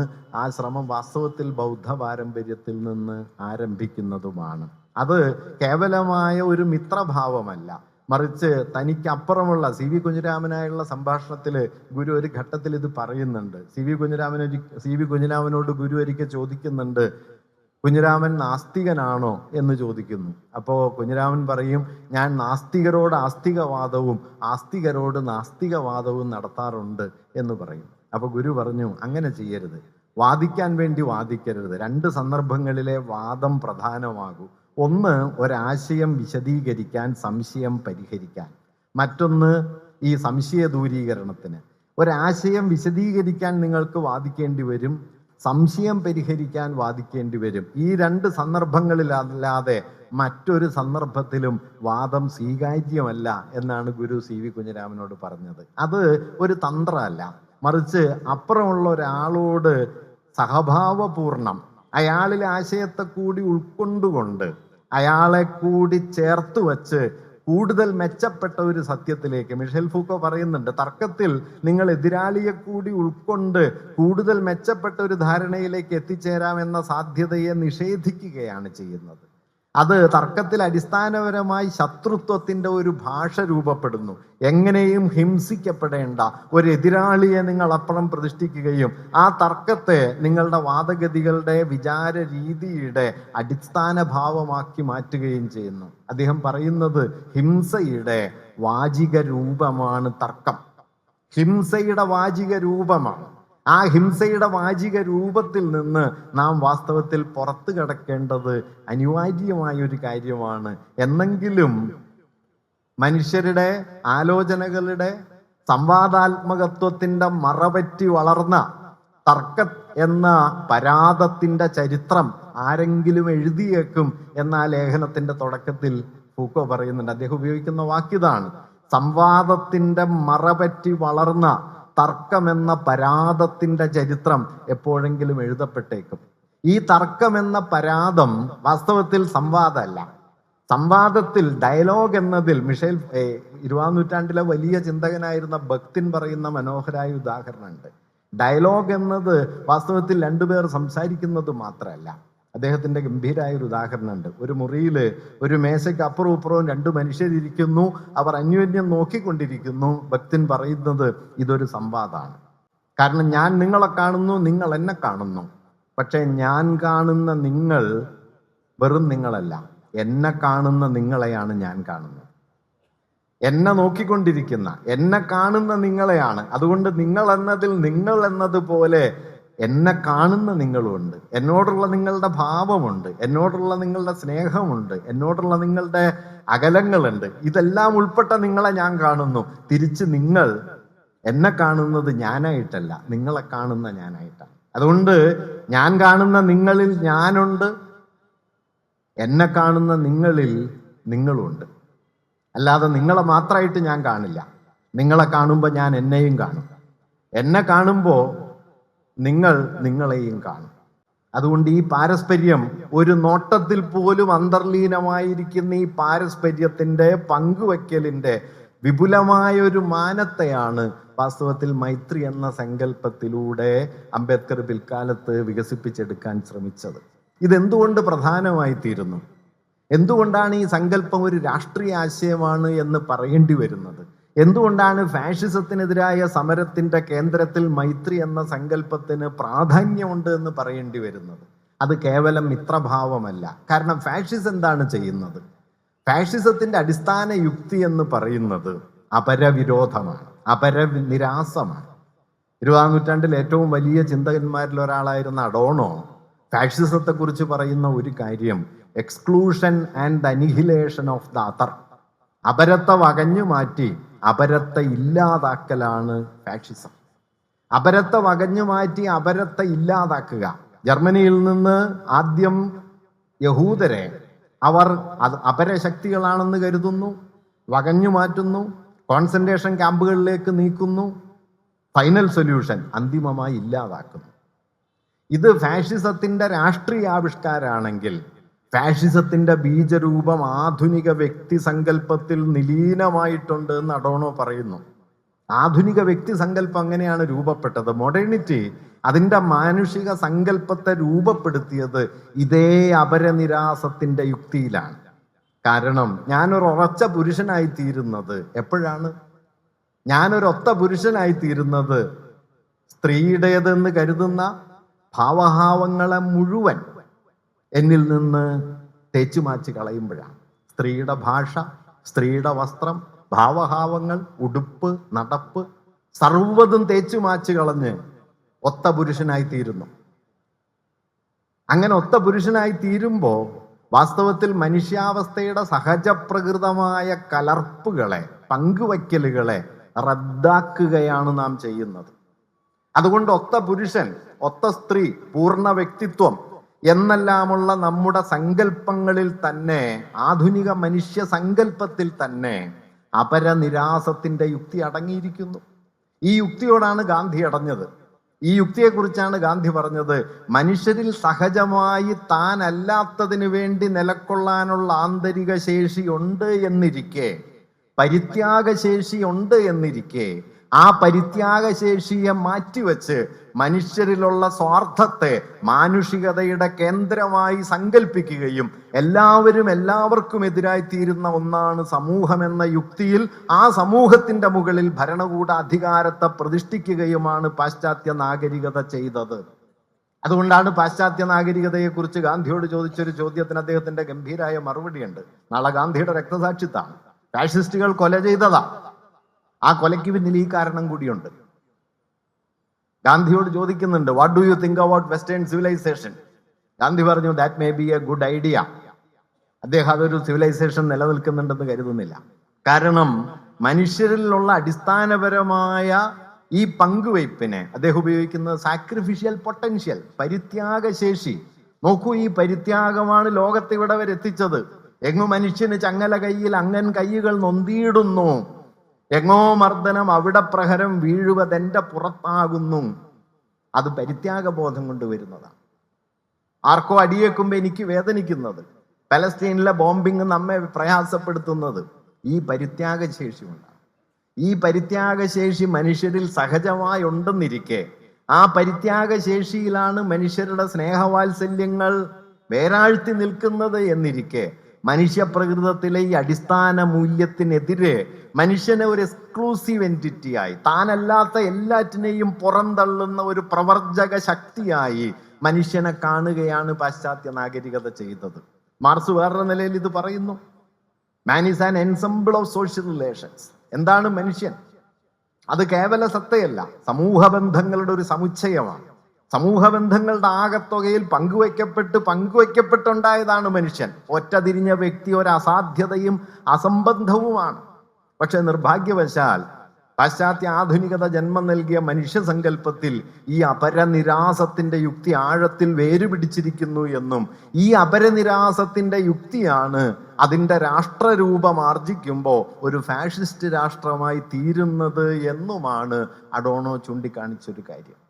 അതുകൊണ്ട് വാസ്തവത്തിൽ ജാതി ബന്ധങ്ങൾ ചെയ്യുന്നത് എന്താണ്? അംബേദ്കർ അവസാനം ബുദ്ധനിലേക്ക് തിരിഞ്ഞെത്തുകയും മൈത്രി എന്നതിനെ ഒരു എത്തിക്കോ പൊളിറ്റിക്കൽ കാറ്റഗറിയായി, ഒരു നൈതിക രാഷ്ട്രീയ സമ്മർദ്ദമായി വികസിപ്പിക്കുകയും ചെയ്യുന്നതിൻ്റെ അടിസ്ഥാന കാരണം ഇതാണ്. ജാതി ബന്ധങ്ങൾ എന്താണ് ചെയ്യുന്നത്? അത് തങ്ങളല്ലാത്തതിനെ മുഴുവൻ പുറന്തള്ളുന്നു. അതുകൂടി ചേർന്നാണ് ഞാൻ, അപരം കൂടി ചേർന്നതാണ് ഞാൻ. ആത്മം എന്നതൊരു അപരബന്ധമാണ്. കേരളത്തിൽ ഇത് പറഞ്ഞുകൊണ്ടേയിരുന്ന ഒരാൾ ഗുരുവാണ്. ഗുരു എപ്പോഴും അപരമെന്ന വാക്കിനെ ആത്മത്തോട് ബന്ധിപ്പിച്ചു. കേവലമായ ഒരു ആത്മമില്ല, അപരപ്രിയ ഹേതുത്വത്തിലാണ് ആത്മം നിലനിൽക്കുക എന്ന് പറയുകയും ഈ അപരപ്രിയത്വത്തെ നിങ്ങളൊരു അനുഭൂതിയായി അനുഭവിക്കുമ്പോൾ അത് അനുകമ്പയായി തീരും എന്ന് പറയുകയും ചെയ്തു. ഈ അനുകമ്പ എന്നത് ബുദ്ധൻ മുമ്പോട്ട് വെച്ച മൈത്രിയുടെ അനുഭവ മൂല്യത്തെ ഗുരു ആവിഷ്കരിച്ച ഒരു സന്ദർഭമാണ് എന്ന് കൂടി ഇന്ന് വേണമെങ്കിൽ നോക്കിയാൽ കാണാം. പരമാർത്ഥമുറച്ചു തേർവിടും പൊരുളോ ഭൂതദയാ ക്ഷമാബ്ധിയോ പരമേശ പവിത്രപുത്രനോ കരുണാവാൻ നബി മുത്തുരത്നമോ എന്നെല്ലാം അദ്ദേഹം ലഭ്യമായ എല്ലാ ദൈവഭാവനകളെയും അനുകമ്പയിലേക്ക് തിരിച്ചു കൊണ്ടുവരുന്നു. അനുകമ്പ ദശകത്തിലെ പ്രധാനപ്പെട്ട ഒരു വരിയുണ്ട്: അരുളൻപ് അനുകമ്പ മൂന്നിനും പൊരുളൊന്നാണ്, ഇത് ജീവതാരകം, അരുളുള്ളവനാണ് ജീവി എന്നുരുവിട്ടിയിടുക ഈ നവാക്ഷരി എന്ന് പറയും. അരുളൻപ് അനുകമ്പ. അരുൾ എന്ന് പറയുന്നത് പ്രാപഞ്ചികമായി പ്രപഞ്ചത്തിന്റെ സാർവത്രികതയെക്കുറിച്ചുള്ള നിങ്ങളുടെ തിരിച്ചറിവാണ്. അൻപ് എന്നുള്ളത് സ്നേഹമാണ്. അരുളും അൻപും അനുകമ്പയും ഒന്നാണ്. പക്ഷെ അൻപും അനുകമ്പയും തമ്മിലുള്ള മൗലികമായ ഒരു വ്യത്യാസം, അൻപ് എന്നത്, സ്നേഹം എന്നത് അതിൻ്റെ കേന്ദ്രത്തിൽ നിങ്ങളാണ്, നിങ്ങൾക്ക് മറ്റൊന്നിനോട് തോന്നുന്ന സ്നേഹം. അനുകമ്പയാകട്ടെ മറ്റൊരാളുടെ ദുഃഖത്തിൽ സഹതപിക്കാനും ആ ദുഃഖത്തെ സ്വന്തം ദുഃഖമായി അനുഭവിക്കാനുമുള്ള സന്നദ്ധതയുടെ പേരാണ്. അൻപിൻ്റെ ഹൃദയം കേന്ദ്രം ഞാനാണെങ്കിൽ അനുകമ്പയുടെ കേന്ദ്രം അപരമാണ്. ഇതാണ് അൻപും അനുകമ്പയും തമ്മിലുള്ള മൗലികമായ വ്യത്യാസം. അതുകൊണ്ട് അരുളുള്ളവനാണ് ജീവി എന്ന് പറഞ്ഞതിന് ശേഷവും ഗുരു തൻ്റെ കൃതിക്കിട്ട പേര് അനുകമ്പാ ദശകം എന്നാണ്. ഞാൻ പറഞ്ഞു വന്നത്, ഈ അനുകമ്പ, മൈത്രി എന്നെല്ലാമുള്ള ഈ സങ്കല്പങ്ങൾ അടിസ്ഥാനപരമായി ഫാഷിസ്റ്റ് വിരുദ്ധതയുടെ രാഷ്ട്രീയത്തെ ആഴത്തിൽ സ്വാംശീകരിച്ച നൈതിക മൂല്യങ്ങളാണ്. ആ നൈതിക മൂല്യങ്ങളെ നമ്മുടെ സാമൂഹ്യ ഭാവനയുടെ കേന്ദ്രത്തിൽ ഉറപ്പിക്കുക എന്നുള്ളത് ഫാഷിസത്തിനെതിരായ സമരത്തിൻ്റെ സുപ്രധാനമായ ഒരു ഉള്ളടക്കമാണ്. ഫാഷിസത്തെ സൂക്ഷ്മത്തിൽ നോക്കിയ മനുഷ്യർ ഇത് പല നിലകളിൽ മുൻപ് സൂചിപ്പിച്ചിട്ടുണ്ട്. ഒരുപക്ഷെ നമ്മുടെ കാലം അത് നമ്മോട് കൂടുതൽ ആവശ്യപ്പെടുകയും ചെയ്യുന്നുണ്ട്. 1950കളിൽ നെഹ്റു ഗവൺമെന്റിൽ നിന്ന് രാജിവെച്ചതിന് ശേഷമാണ് അംബേദ്കർ ബുദ്ധനെ കുറിച്ചുള്ള തൻ്റെ ആലോചനകളിലേക്ക് വീണ്ടും മടങ്ങി വരുന്നത്. അദ്ദേഹത്തിൻ്റെ ആലോചനകളിൽ ആദ്യം മുതൽ ബുദ്ധൻ ഉണ്ടെങ്കിലും 20കളിലെ മഹത് സത്യാഗ്രഹവും അതുമായി ബന്ധപ്പെട്ട സമരങ്ങളും 30കളിൽ ഇന്ത്യൻ ലേബർ പാർട്ടി ഉണ്ടാക്കി ട്രേഡ് യൂണിയൻ പ്രവർത്തനങ്ങളിൽ പങ്കുചേർന്ന കാലവും 40കളിൽ ബ്രിട്ടീഷ് ഗവൺമെൻറ്റുമായി നടത്തുന്ന സംവാദങ്ങളും വൈസ്രോയി കൗൺസിലിലെ അംഗത്വവും പിന്നീട് നെഹ്റു ഗവൺമെൻറ്റിലെ മന്ത്രിസഭ അംഗം എന്ന നിലയ്ക്കുള്ള പ്രവൃത്തിയും കോൺസ്റ്റിറ്റ്യൂവൻ്റ് അസംബ്ലിയിലെ ഡ്രാഫ്റ്റിംഗ് കമ്മിറ്റി ചെയർമാൻ എന്ന നിലയ്ക്കുള്ള തൻ്റെ ഇടപെടലുകളും, ഇങ്ങനെ പല തട്ടുകളിൽ അദ്ദേഹം ജാതിവിരുദ്ധമായ തൻ്റെ പ്രവൃത്തികളെ മുന്നോട്ട് കൊണ്ടുപോയ ഒരു പ്രത്യേക ഘട്ടത്തിലാണ്, 50കൾക്ക് ശേഷമാണ് അദ്ദേഹം ബുദ്ധനിലേക്ക് വീണ്ടും തിരിയുകയും ഈ ആശയത്തെ തൻ്റെ സാമൂഹ്യാലോചനയുടെ കേന്ദ്രമാക്കുകയും ചെയ്തത്. അവിടെ അംബേദ്കർ സൂചിപ്പിക്കുന്ന പ്രധാനപ്പെട്ട ഒരു കാര്യം, ജനാധിപത്യം എന്ന് പറഞ്ഞാൽ എന്താണ്? അദ്ദേഹം പറയുന്ന ഒരു കാര്യം, democracy is not a form of government, democracy is a form of living. ജനാധിപത്യം ഒരു ഭരണകൂട രീതിയല്ല, ഒരു ജീവിത രീതിയാണ്. ആ ജീവിത രീതിയുടെ അടിസ്ഥാനം എന്താണ്? It is essentially an attitude of respect and reverence towards one's fellow men. തൻ്റെ സഹജാതരോടുള്ള, സഹജീവികളോടുള്ള ആദരവും കരുതലുമാണ് ജനാധിപത്യത്തിൻ്റെ കാതൽ. ഇത് വളരെ പ്രധാനപ്പെട്ട പോയിന്റാണ്. കോൺസ്റ്റിറ്റ്യൂന്റ് അസംബ്ലി ഡിബേറ്റിൽ ജനാധിപത്യം എന്നതിനെക്കുറിച്ച് പറയുന്ന സമയത്ത് അംബേദ്കർ പറയുന്ന ഒരു കാര്യം, അത് ഭൂരിപക്ഷ ഹിതത്തിൻ്റെ നിർവഹണമല്ല. ഭൂരിപക്ഷ ഹിതത്തിൻ്റെ നിർവഹണം ജനാധിപത്യത്തെ തന്നെ ഫാഷിസാക്കാം. ഫാഷിസ്റ്റുകൾ ലോകത്ത് വിജയം നയിച്ചത് ഭൂരിപക്ഷത്തിൻ്റെ പിന്തുണയോടെയാണ് പലയിടത്തും. മറിച്ച് ജനാധിപത്യം എന്നത് വ്യത്യസ്തരായിരിക്കാനും ആ വ്യത്യസ്തതയുടെ പേരിൽ വേട്ടയാടപ്പെടാതിരിക്കാനുമുള്ള അവകാശത്തിൻ്റെ പേരാണ്. നോക്കൂ, ഭൂരിപക്ഷത്തിൻ്റെ ഹിതം നടപ്പാക്കപ്പെടുന്നുണ്ടോ എന്നതല്ല, ഭൂരിപക്ഷത്തിൻ്റെ ഹിതത്തിനെതിരായ നിലപാടുകൾ, വീക്ഷണഗതികൾ, ജീവിത മൂല്യങ്ങൾ ഉയർത്തിപ്പിടിക്കാൻ ഒരു സമൂഹം എത്രത്തോളം കെൽപ്പുള്ളതാണ് എന്നതിലാണ് ജനാധിപത്യം നിലനിൽക്കുന്നത്, ഭൂരിപക്ഷ ഹിതത്തെ ആവിഷ്കരിക്കുന്നതിലല്ല. അതുകൊണ്ട് ഭൂരിപക്ഷമല്ല ജനാധിപത്യത്തിൻ്റെ കാതൽ, മറിച്ച് ഭൂരിപക്ഷേതരമായ വീക്ഷണങ്ങൾക്ക് ആ സമൂഹത്തിൽ എത്ര വിലയുണ്ട്, എത്ര നെക്കക്കള്ളിയുണ്ട് എന്നതാണ്. ഈ സങ്കല്പമാണ് ജനാധിപത്യത്തെക്കുറിച്ച് അദ്ദേഹം മുമ്പോട്ട് കൊണ്ടുപോകാൻ ശ്രമിച്ചത്. ആ ഘട്ടത്തിലാണ് അദ്ദേഹം ജനാധിപത്യത്തിൻ്റെ കാതൽ 3 വാക്കുകളാണ് എന്ന് പറയുന്നത്. എൻ്റെ ജനാധിപത്യ ദർശനത്തെ 3 വാക്കുകൾ കൊണ്ട് സംഗ്രഹിക്കാമെന്ന് അദ്ദേഹം പറയുന്നു. അത് ലിബർട്ടി, ഇക്വാലിറ്റി, ഫ്രറ്റേണിറ്റി എന്നീ 3 വാക്കുകളാണ്. തുടർന്ന് അദ്ദേഹം പറയുന്നു, സ്വാതന്ത്ര്യമില്ലാത്ത സമത്വമോ സമത്വമില്ലാത്ത സ്വാതന്ത്ര്യമോ നിരർത്ഥകമാണ്. സമത്വമില്ലാത്ത സ്വാതന്ത്ര്യം മഹാഭൂരിപക്ഷത്തെ ചൂഷണം ചെയ്യാൻ ന്യൂനപക്ഷത്തിനുള്ള ചുരുക്കം ആളുകൾക്കുള്ള അവകാശമാണ്. സ്വാതന്ത്ര്യമില്ലാത്ത സമത്വമാകട്ടെ വ്യക്തികളുടെ ഇച്ഛകൾക്ക് ഇടം കിട്ടാത്ത ഒന്നാണ്. അതുകൊണ്ട് ഇവ രണ്ടും പരസ്പര പൂരകമാണ്, ഇവ രണ്ടും ചേർന്നേ നിലനിൽക്കൂ. പക്ഷെ പിന്നീട് അദ്ദേഹം പറഞ്ഞൊരു കാര്യം, അങ്ങനെ ഇവ പരസ്പര പൂരകമാണ് എന്ന് തോന്നുമെങ്കിലും വാസ്തവത്തിൽ സ്വാതന്ത്ര്യത്തിനും സമത്വത്തിനും ഇടയിൽ ഒരു വൈരുദ്ധ്യമുണ്ട്. കാരണം എൻ്റെ സ്വാതന്ത്ര്യത്തിൻ്റെ നിരുപാധികമായ ആവിഷ്കാരം സാമൂഹികമായ സമത്വത്തെ ദുർബലപ്പെടുത്തും. സാമൂഹികമായ സമത്വഭാവനയുടെ ബലം പ്രയോഗത്തിലൂടെയുള്ള അടിച്ചേൽപ്പിക്കൽ അത് വ്യക്തികളുടെ സ്വാതന്ത്ര്യ ഭാവനയെ ദുർബലപ്പെടുത്തും. അതുകൊണ്ട് പരസ്പര പൂരകമായിരിക്കുമ്പോൾ തന്നെ പരസ്പര വിരുദ്ധവുമാണ് സ്വാതന്ത്ര്യവും സമത്വവും. ഈ വൈരുദ്ധ്യത്തെ എങ്ങനെ പരിഹരിക്കാം എന്നതാണ് ജനാധിപത്യം നേരിടുന്ന ഏറ്റവും വലിയ പ്രശ്നം. ആ പ്രശ്നത്തിനുള്ള പരിഹാരമായിട്ടാണ് അംബേദ്കർ പറഞ്ഞത്, ജനാധിപത്യം ആഴത്തിൽ നിലനിൽക്കണമെങ്കിൽ സമൂഹത്തിൽ സാഹോദര്യ ഭാവന നിലീനമാകണം. കാരണം എൻ്റെ സ്വാതന്ത്ര്യം മറ്റൊരാളുടെ സമത്വത്തെ തടസ്സപ്പെടുത്തരുതെന്നും എൻ്റെ സമഭാവനാ സങ്കല്പം മറ്റൊരാളുടെ സ്വാതന്ത്ര്യത്തിന് വിഘാതമാകരുത് എന്ന് ഉറപ്പുവരുത്തണമെങ്കിൽ സാഹോദര്യത്തെ ഒരു നൈതിക രാഷ്ട്രീയ മൂല്യമായി ഉറപ്പിച്ചെടുക്കാൻ ആ സമൂഹത്തിന് കഴിയേണ്ടതുണ്ട്. അതുകൊണ്ട് സാഹോദര്യം എന്ന വാക്കാണ് ജനാധിപത്യത്തിൻ്റെ കാതൽ. അത് സമത്വമോ സ്വാതന്ത്ര്യമോ അല്ല, അതിൻ്റെ കാതൽ സാഹോദര്യമാണ് എന്ന് അദ്ദേഹം പറയുന്നുണ്ട്. കോൺസ്റ്റിറ്റ്യൂന്റ് അസംബ്ലി ഡിബേറ്റുകളിൽ പറയുന്നുണ്ട്. 53 ഈ സാഹോദര്യം എന്ന വാക്കിനെ കുറിച്ച് അദ്ദേഹം പിന്നീട് പറഞ്ഞത്, നിങ്ങൾ കരുതുന്നുണ്ടാവും, you may think that I borrowed the concept of fraternity from the French revolution. That is not true. ഞാൻ ഫ്രഞ്ച് വിപ്ലവത്തിൽ നിന്ന് ഈ ആശയം കടമെടുത്തു എന്ന് നിങ്ങൾ കരുതുന്നുണ്ടാവും. അത് ശരിയല്ല. ഞാൻ ഈ ആശയം സ്വീകരിച്ചിട്ടുള്ളത് എൻ്റെ നാഥനായ ബുദ്ധനിൽ നിന്നാണ് എന്ന് പറയും. കൂടുതൽ ശരിയായ വാക്ക് മൈത്രി എന്ന വാക്കാണ്. സാഹോദര്യം എന്ന വാക്ക്, അതിന് അദ്ദേഹം പറയുന്ന മൗലികമായൊരു വിശദീകരണമുണ്ട്. സാഹോദര്യം എന്നത് വാസ്തവത്തിൽ മനുഷ്യർക്കിടയിൽ സാധ്യമായ ഒന്നാണ്. മൈത്രി ആകട്ടെ പ്രാപഞ്ചികമാണ്. മൈത്രി ആമട്ടിൽ പ്രാപഞ്ചികമാണ്. വേണമെങ്കിൽ ഓർക്കാവുന്ന ഒരു കാര്യം കൂടിയുണ്ട് കേട്ടോ. ഞാൻ ചണ്ടാലഭിക്ഷയിൽ ആശാൻ എഴുതിയ ഒരു വരി വായിക്കാം. എന്നെ തുടർന്നെഴും നീണ്ട ജന്മ പൊന്നോമൽ ചങ്ങല തൻ്റെ പിന്നിലെ കണ്ണി ഓരോന്നിൽ പൊങ്ങി മിന്നി എന്നെ തന്നെ കാണുന്നു. എനിക്ക് പിന്നാലെ വരുന്ന, എനിക്ക് മുമ്പേ പോയ ജന്മപരമ്പരകളുടെ ഈ ശൃംഖലയിൽ ഞാൻ കാണുന്നത് എന്നെ തന്നെ. ഈ കാഴ്ചയുടെ പേരാണ് മൈത്രി എന്നത്. എന്നെ തുടർന്നെഴും നീണ്ട ജന്മ പൊന്നോമൽ ചങ്ങല തൻ്റെ പിന്നിലെ കണ്ണിയോരോന്നിൽ പൊങ്ങി മിന്നി എന്നെ തന്നെ കാണുന്നു. ആശാൻ വീണപൂവിൽ എഴുതുന്നു, ഒന്നല്ലി നാമ ഈ സഹോദരരല്ലി പൂവേ, ഒന്നല്ലി കയ്യിഹ ചമച്ചതു നമ്മയെല്ലാം. ചണ്ഡാലഭിക്ഷുകിയില് അദ്ദേഹം ആശയം പിന്നെയും മടങ്ങി വരുന്നുണ്ട്. എല്ലാ കൃമികളും പോലെ ജനിച്ചില്ലാതാം മർത്യരെയെല്ലാം കല്യമാം കർമ്മനിയതി കരപല്ലവം താൻ ചെയ്യുകയല്ലേ.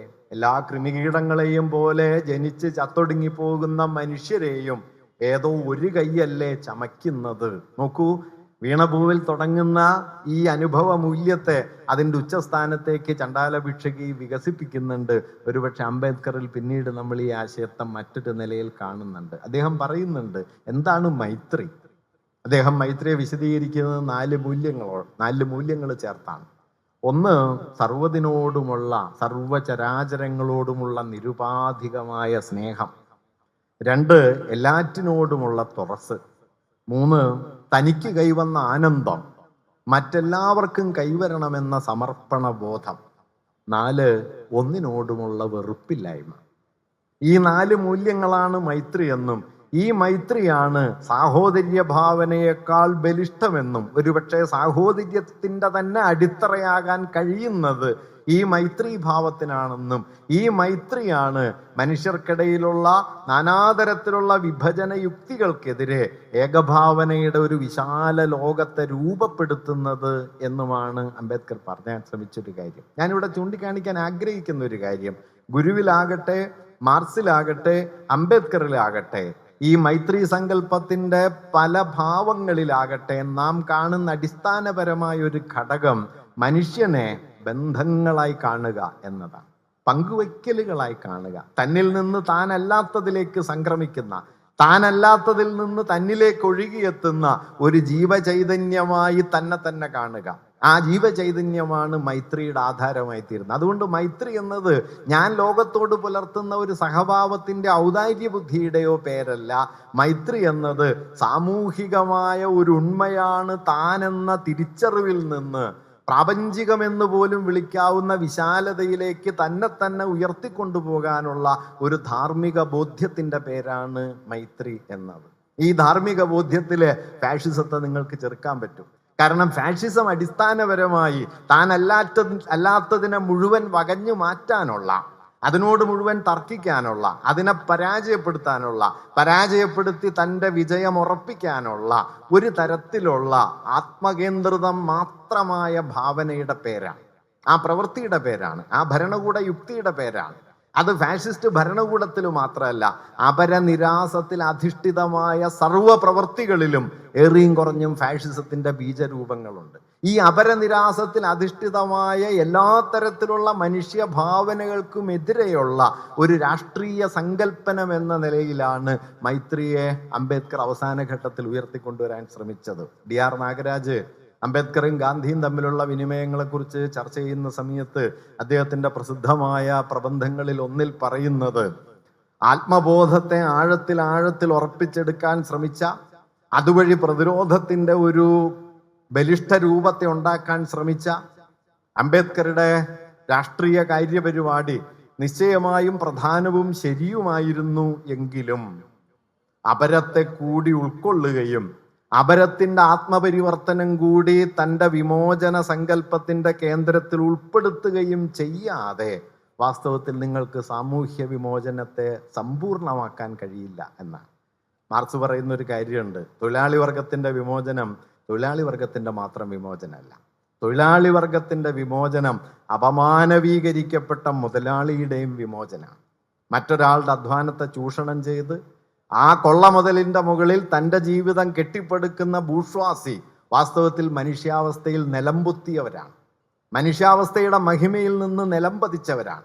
ആ നിലംപതിച്ച മനുഷ്യാവസ്ഥയുടെ ഉന്നത സ്ഥാനത്ത് നിന്ന് താഴേക്ക് പോയ മുതലാളിത്തത്തെയും മാനുഷികതയുടെ ഉച്ചസ്ഥാനത്തേക്ക് കൊണ്ടുപോകുന്ന പണിയാണ് വാസ്തവത്തിൽ തൊഴിലാളി വർഗ വിപ്ലവത്തിൻ്റെ പൂർത്തീകരണമെന്ന് മാർക്സ് പറയുന്നുണ്ട്. അതല്ലാതെ മുതലാളിത്തത്തെ റദ്ദാക്കി അതിനെ ഹീനമായി എന്നേക്കുമായി ഇല്ലാതാക്കി അവരെ കൊന്നൊടുക്കി മുന്നേറുന്ന ഒരു വിജയമായിട്ടല്ല. മനുഷ്യവംശത്തിൻ്റെ സാർവത്രിക വിമോചനത്തിൻ്റെ വഴിയാണ് ഈ വിപ്ലവം എന്ന് മാർക്സ് നിരീക്ഷിക്കുന്നുണ്ട്. ഏതാണ്ട് സമാനമായ രൂപത്തിൽ നാഗരാജ് പറയുന്നത്, ഈ മറുഭാഗത്തെ കൂടി ആത്മവിശുദ്ധീകരണത്തിൻ്റെ വഴിയിലേക്ക് കടത്തിക്കൊണ്ടല്ലാതെ വാസ്തവത്തിൽ നിങ്ങൾക്ക് ഈ വിമോചനത്തെ അതിൻ്റെ അന്ത്യസ്ഥാനത്തേക്ക് എത്തിക്കാൻ പറ്റില്ല.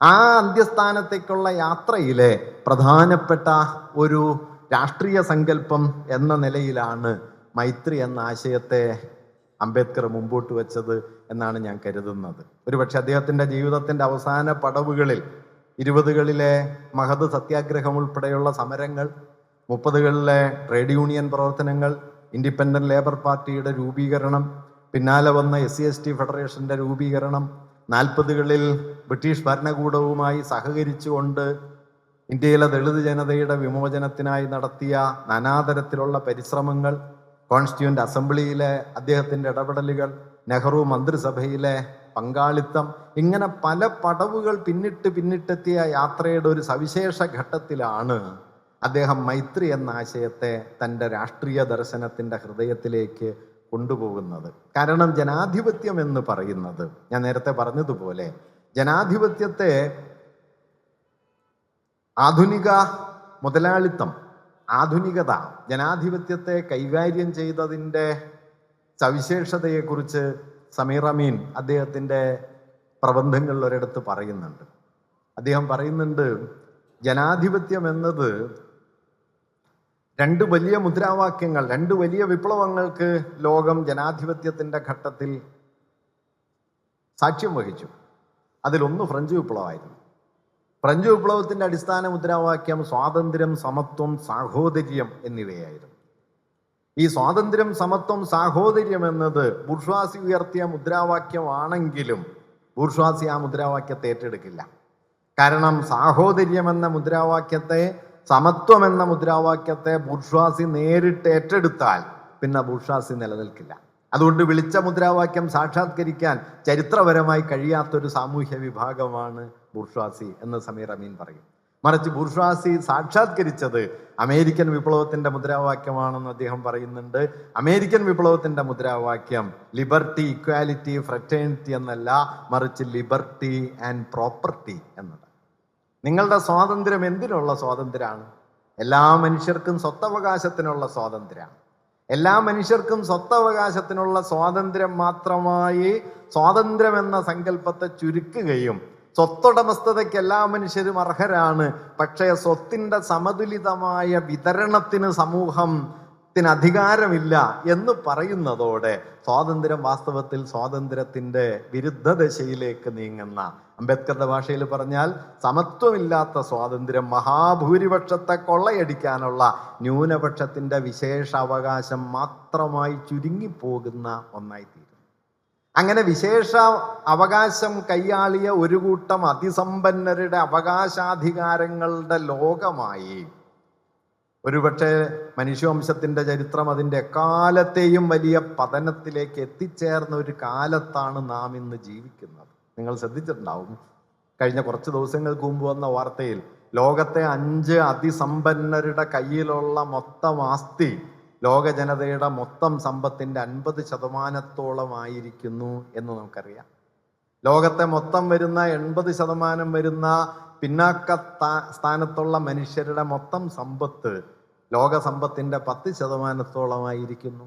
20-ാം നൂറ്റാണ്ടിൻ്റെ തുടക്കത്തിൽ ലോകത്തുണ്ടായിരുന്നതിൻ്റെ പല മടങ്ങ് അസമത്വത്തിലേക്ക് 21-ാം നൂറ്റാണ്ടിൻ്റെ പ്രാരംഭ ദശയിൽ നമ്മൾ എത്തിച്ചേർന്നിരിക്കുന്നു. 1990-ൽ 3 ശതകോടീശ്വരന്മാരുണ്ടായിരുന്ന ഇന്ത്യയിൽ ഇന്ന് 130 ശതകോടീശ്വരന്മാരായിരിക്കുന്നു. 2050-ൽ അത് 200 ശതകോടീശ്വരന്മാരാകും എന്ന് പ്രതീക്ഷിക്കപ്പെടുന്നു. ലോക സമ്പദ്ഘടനയിലെ 5-ാമത്തെ സ്ഥാനം കൈയാളുന്ന രാജ്യമെന്ന് തമ്പേറ് മുഴങ്ങുന്ന ഇന്ത്യ ആഗോള പട്ടിണി സൂചികയിൽ 121 രാജ്യങ്ങളിൽ 111-ാമത്തെ സ്ഥാനത്തേക്ക് എത്തിച്ചേർന്നിരിക്കുന്നു. 2021-ൽ അത് 101-ാമത്തെ സ്ഥാനത്താണ്. 2022-ൽ അത് 107-ാമത്തെ സ്ഥാനത്താണ്. 2023-ൽ അത് 111-ാമത്തെ സ്ഥാനത്താണ്. പക്ഷെ ആഗോള സമ്പദ് വ്യവസ്ഥയിൽ നമ്മുടെ പങ്ക് 5-ാമത്തേതാണ്. 2030 അത് 3-ാമത്തെ സ്ഥാനത്തെത്തും എന്നാണ് മൂപ്പര് പറഞ്ഞുകൊണ്ടിരിക്കുന്നത്. അങ്ങനെ ഒരു ഭാഗത്ത് സമ്പത്ത് പെരുകിക്കൊണ്ടേയിരിക്കുകയും മറുഭാഗത്ത് പട്ടിണി സൂചികയിൽ നാം പിന്നാക്കം പോവുകയും ചെയ്യുന്നു. ഒരു ഭാഗത്ത് നമ്മുടെ വ്യാവസായികത കുതിച്ചുയരുകയും മറുഭാഗത്ത് മനുഷ്യ സ്വാതന്ത്ര്യം എന്ന് പറയുന്നത് അത്രമേൽ അർത്ഥശൂന്യമായി തീരുകയും ചെയ്യുന്നു. ഭൂരിപക്ഷ ഹിതം എന്നത് ഫാഷിസം തന്നെയായി തീരുന്നു. അങ്ങനെ നിരാസത്തിന്റെ ഒരായുധമായി, അതിനുള്ള ഒരു പടക്കോപ്പായി ജനാധിപത്യത്തിന്റെ ഒരു പുറന്തൊണ്ടിനെ ഉപയോഗപ്പെടുത്തുന്ന ഫാഷിസത്തിന്റെ നടത്തിപ്പ് കാലത്തിലാണ് നാം ഇപ്പോൾ ജീവിക്കുന്നത്. നേരത്തെ ഇവിടെ പലരും സൂചിപ്പിച്ചതുപോലെ പാർലമെന്റ് സന്യാസിമാർ ഉദ്ഘാടനം ചെയ്യുകയും ക്ഷേത്രം പ്രധാനമന്ത്രി ഉദ്ഘാടനം ചെയ്യുകയും ചെയ്യുന്ന അതിവിചിത്രമായ ഒരു സ്ഥിതിവിശേഷം സംജാതമായി. അങ്ങനെ ജനാധിപത്യത്തിന്റെ എല്ലാ പുറംപൂച്ചകളും റദ്ദായി അപരവിദ്വേഷം എന്നതിനെ ജീവിതത്തിന്റെ സർവ്വതലങ്ങളിലേക്കും സന്നിവേശിപ്പിക്കാനുള്ള ഫാഷിസ്റ്റ് മനസ്സിന്റെ, ഫാഷിസ്റ്റ് രാഷ്ട്രീയത്തിന്റെ ബീജരൂപങ്ങൾ നമുക്കിടയിലൊക്കെ നുഴഞ്ഞു കയറിയ ഒരു കാലത്താണ് നാം ജീവിക്കുന്നത്. നോക്കൂ, ഇത് ഭരണകൂടം കൊണ്ട് മാത്രം അവസാനിക്കുന്നതല്ല കേട്ടോ. ഞാൻ ഒരു കാര്യം കൂടി പറഞ്ഞ് അവസാനിപ്പിക്കാം. നമുക്കിടയിൽ പോലും ഈ അപരവിദ്വേഷം അതിൻ്റെ വേരുകൾ എത്രയോ ആഴ്ത്തിയിരിക്കുന്നു. നിങ്ങളിൽ നിന്ന് ഭിന്നമായ ഒരു അഭിപ്രായം ഒരാൾ ഉന്നയിച്ചാൽ അയാളെ ശത്രുവായി കാണണമെന്നും തർക്കത്തിൽ ഇല്ലാതാക്കണമെന്നും അഭിലഷിക്കുന്ന മനസ്സുകൾ പെരുകിക്കൊണ്ടേയിരിക്കുന്നു. നോക്കൂ, സമ്പൂർണ്ണ സാധർമ്മ്യം എന്നത് പ്രകൃതിക്കെതിരാണ്, പ്രകൃതി വിരുദ്ധമാണ്. നിങ്ങൾ ഒരു മരത്തിലെ 100 ഇലകൾ നോക്കൂ, 100 ഇലകളും 100 തരമാണ്. ഒരിലയും 100% മറ്റൊരിലയുടെ ആവർത്തനമല്ല. വൈജാത്യം എന്നത് പ്രകൃതിയുടെ അടിസ്ഥാന ഭാവനയാണ്. ആ വൈജാത്യം പ്രകൃതി വിരുദ്ധമായ ഒന്നല്ല, വൈജാത്യമാണ് പ്രകൃതി സഹജം. ആ വൈജാത്യത്തിനുള്ളിലാണ് നമുക്ക് ഏകതയെ സൃഷ്ടിക്കാൻ കഴിയുക. ഫാഷിസ്റ്റുകൾ ചെയ്യുന്നത് ഈ വൈജാത്യത്തെ തുടച്ചു മാറ്റുക, വൈജാത്യം ശത്രുതയാണ് എന്ന് വരുത്തി തീർക്കുക. ഡിഫറൻസ് അതിൽ തന്നെ ആന്റഗോണിസ്റ്റിക് ആണ്, ശത്രുതാപരമാണ്, നിർമ്മാർജ്ജനം ചെയ്യപ്പെടേണ്ടതാണ് എന്ന് വരുത്തി തീർക്കുക. നമ്മുടെ സംവാദങ്ങളുടെ രീതി നോക്കിയാൽ സംവാദാത്മകത പൂർണ്ണമായി നശിക്കുകയും പകരം വിദ്വേഷം പെരുകുകയും ചെയ്യും. പക നിറഞ്ഞ, പ്രതികാരം നിറഞ്ഞ, വെറുപ്പ് നിറഞ്ഞ വാക്യങ്ങൾ, പ്രയോഗങ്ങൾ, കൂട്ടംകൂടലുകൾ നമ്മുടെയൊക്കെ ജീവിതാന്തരീക്ഷത്തിലേക്ക് കടന്നു വരും. അഡോണോ പറഞ്ഞതുപോലെ exclusion of the other, annihilation of the other. അങ്ങനെ അപരത്തെ വകഞ്ഞു മാറ്റാനും അകരത്തെ ഇല്ലാതാക്കാനുമുള്ള ഫാഷിസത്തിന്റെ രാഷ്ട്രീയ യുക്തിക്ക് കൈവന്ന മേൽക്കോയ്മക്കെതിരെ മനുഷ്യ സാഹോദര്യത്തിന്റെ, സ്നേഹഭാവത്തിന്റെ, ചെറുത്തുനിൽപ്പിന്റെ വലിയൊരു രാഷ്ട്രീയത്തെയാണ് വാസ്തവത്തിൽ മൈത്രി എന്ന സങ്കല്പം ഉയർത്തിപ്പിടിക്കുന്നത്. അതൊരലങ്കാരവാക്യമല്ല, അതൊരു രാഷ്ട്രീയ മൂല്യമാണ്. ആ രാഷ്ട്രീയ മൂല്യത്തെയാണ് ആശാൻ സ്നേഹം എന്ന് വിളിച്ചത്. നോക്കൂ, സ്നേഹം എന്നത് ഒരു സ്വകാര്യ ഭാവനയല്ല. സ്നേഹം ഒരു സമൂഹത്തിൽ ആഴത്തിൽ വേരോടുന്ന അഗാധമായ പാരസ്പര്യ ബോധമാണ്. അതുകൊണ്ടാണ് ആശാൻ എഴുതുന്നത്, സ്നേഹത്തിൽ നിന്നുദിക്കുന്നു ലോകം, സ്നേഹത്താൽ വൃദ്ധി നേടുന്നു, സ്നേഹം താൻ ശക്തി ജഗത്തിൽ, സ്വയം സ്നേഹം താൻ ആനന്ദമാർക്കും, സ്നേഹം താൻ ജീവിതം ശ്രീമൻ, സ്നേഹവ്യാഹതി തന്നെ മരണം, സ്നേഹവ്യാഹതി തന്നെ മരണം, സ്നേഹം നരകത്തിൻ ദ്വീപിൽ സ്വർഗഗേഹം പണിയും പടുത്വം. ഈ നരകത്തെ സ്വർഗമാക്കാനുള്ള മനുഷ്യരുടെ വലിയ സമരായുധത്തിന്റെ പേരാണ് സ്നേഹം എന്നത്. ഇത് നമ്മെ എന്ത് ബോധ്യപ്പെടുത്തുന്നു എന്നിടത്താണ് ആശാൻ മൈത്രിയെക്കുറിച്ച് പറഞ്ഞത്. അമ്മതൻ നെഞ്ഞു ഞരമ്പിൽ തങ്ങി ചെമ്മേ ചെഞ്ചോരയെ തന്നെ അമ്മിഞ്ഞ തൂവമൃതാക്കും. മൈത്രി ചോരയെ പാലാക്കും. ഏത് ദുരിതങ്ങളിൽ നിന്നും അതിനപ്പുറമുള്ള മനുഷ്യ മഹിമയെ ഉയർത്തിക്കൊണ്ടുവരും. യാതനകളുടെ പാതാളക്കുണ്ടിൽ നിന്ന് സാഹോദര്യഭാവത്തെ ഉയർത്തിക്കൊണ്ടുവരും. ആ മൈത്രിയെയാണ് ഒരുപക്ഷെ ഫാഷിസ്റ്റ് വിരുദ്ധമായ രാഷ്ട്രീയ ഭാവനയുടെ ഏറ്റവും പ്രബലമായ സമരായുധങ്ങളിൽ ഒന്നായി ഉപയോഗിക്കാൻ കഴിയുക എന്നാണ് ഞാൻ കരുതുന്നത്. ഇതൊരലങ്കാര കൽപ്പനയായി അതിനെ ചുരുക്കി കാണാതെ അതിൻ്റെ രാഷ്ട്രീയാർത്ഥങ്ങളെ വികസിപ്പിക്കാനും ഒരുപക്ഷെ വ്യത്യസ്തതകൾക്കുള്ളിൽ പങ്കുവയ്പ്പിൻ്റെ വലിയൊരു ലോകത്തെ ഉയർത്തിക്കൊണ്ടുവരാനും നമുക്ക് കെൽപ്പുണ്ടാകണം എന്ന ആഗ്രഹം കൂടി നിങ്ങളോട് പങ്കുവയ്ക്കാൻ ഞാൻ ആഗ്രഹിക്കുന്നു. നമസ്കാരം.